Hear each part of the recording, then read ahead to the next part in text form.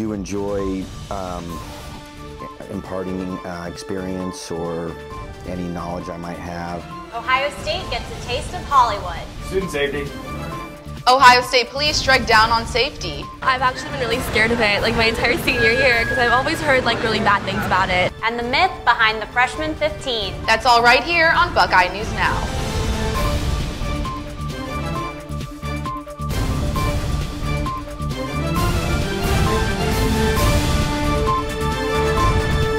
Welcome back, everyone. I'm Ritika Shah. And I'm Ariana Bernard. You're watching Buckeye News Now. Last week, we told you about human remains found in an off-campus house. The Lantern has now obtained the 911 call in which a concerned woman stopped by the house to check on a friend. The woman said the man who lived in the house was old and she was worried about him. When she got to the front step, she was met with no response and a rotting smell. She proceeded to call 911. Take a listen to part of that call. So when I go in, I go upstairs, and I started smelling something. My friend, she is with me, and it looked like something is laying there, but it looks like they have been in that room for like an out of days. Columbus Police spokesman Richard Weiner said that the remains are not those of an Ohio State student, and the cause of death is still unknown. For the full 911 call and more details on this developing story, visit thelantern.com. Student safety continues to be concerned after university police released a public safety notice on Monday night.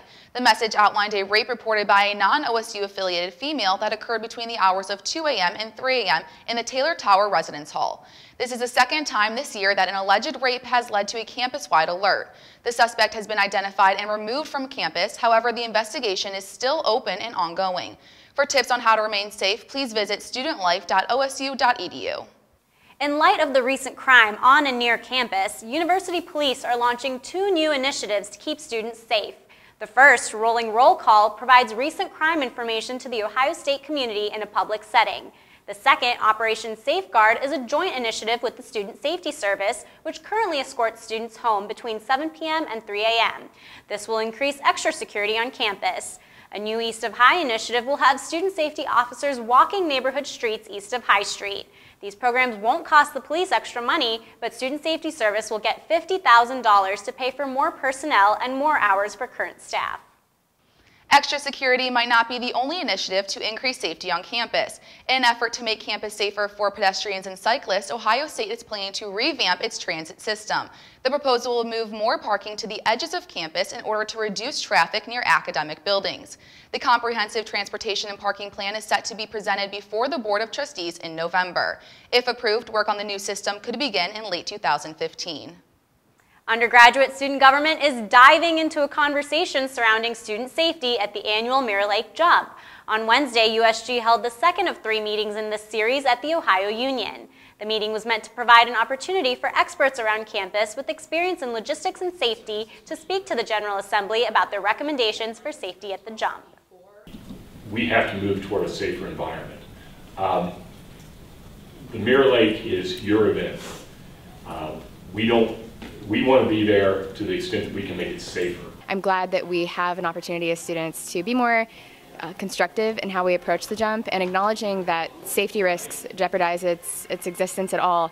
I'm glad we can try to be more constructive and preserving it as a tradition that we all enjoy. Coming up, an Academy Award nominated actor sits down with Lantern TV. And do first-year students really gain the freshman 15? All that and more when we return. Lights, camera, action. On Monday, Academy Award nominated actor James Franco visited campus to participate in a Q&A forum at the Ohio Union. Before his appearance, I sat down with the actor to discuss his thoughts on acting, directing, and academia. What's your favorite part about being in college and teaching and learning? Well, I've worked in professional film for almost 20 years, and it's a business, and because it's a business, people are looking to make money back, but in an academic environment, working with creative students where it isn't as much of a business, or there isn't as much pressure to be commercially successful, it allows for more freedom of creative freedom and experimentation, and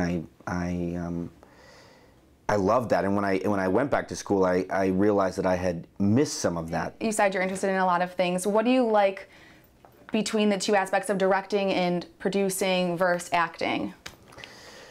Yeah, well, what I found once I started directing my own movies and producing my own movies is that movies are truly a collaborative medium, and it changed my view somewhat about all the different positions on a movie set. We're all storytellers, and we're all hopefully contributing to the same story or trying to tell the same story. And so when I act, as opposed to direct, I'm sort of doing the same thing, just from a specific position. Where when I'm directing, I have other responsibilities, but in essence, I'm still trying to do the same thing, tell a specific story. As far as enjoyment level, I enjoy directing more, just because I get to be in the middle of things and have more conversations and creative relationships, but acting is still very fulfilling. The very next day, another award-winning actress spoke on campus. Laverne Cox of Orange is the New Black spoke to students at the Fawcett Center in an event sponsored by the Multicultural Center. Cox talked about intersectionality, bullying, and her personal journey as a transitioning woman, while encouraging students struggling with their identity to accept themselves for who they are. Tonight I talked about being able to have difficult conversations across differences. Week is about allyship too. So I think being a really good ally to any group that you want to be in allyship with is about listening to them and foregrounding their voices and value what they have to say about who they are and their stories.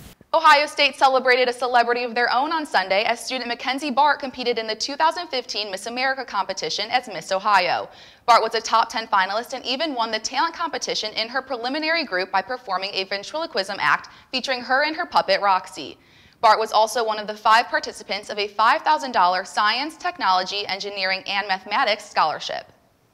As freshmen, many of us hear about that dreaded freshman 15, an extra 15 pounds of weight from chowing down on cafeteria food. But this number might be more myth than fact. A study at OSU shows that no more than 10% of freshmen gain that much weight in their first year at school. Melissa Prax has the story on dispelling this popular myth. For many students, like Komal Paradkar, gaining weight freshman year of college was something she initially was worried about. Well, I've actually been really scared of it, like my entire senior year, because I've always heard like really bad things about it. But since she's been on campus, she's found it's not hard to stay active. I'm walking everywhere to my classes, from north and south, and I'm doing yoga classes and going to the art pack, so for me it's not that big of a deal, it's not that big of a scare anymore. The cliche freshman 15 is a myth, according to a study co-authored by Jay Gazorski of Ohio State. The study says that weight gained over college is gradual, and 1 in 4 first years actually lose weight. But dietitian Julie Kennel says those extra pounds gained during college is by no means healthy. We just see it starting in the college age and continuing for 5, 10, 20 years. And it's during that time period that a person may find that not only have they put on weight, but now they have other associated health conditions. And nearly every classroom building, dorm, or cafeteria on Ohio State's campus allows students access to sugary drinks like the one in this vending machine. So actually drinking calories instead of eating calories. So the addition of perhaps more alcohol into the diet, as well as other sugar-sweetened beverages. Paradkar says that staying active might be hard with the pressure put on students to do well in classes. I feel like depending on your major, you end up studying a lot, so you're sitting in one place all the time.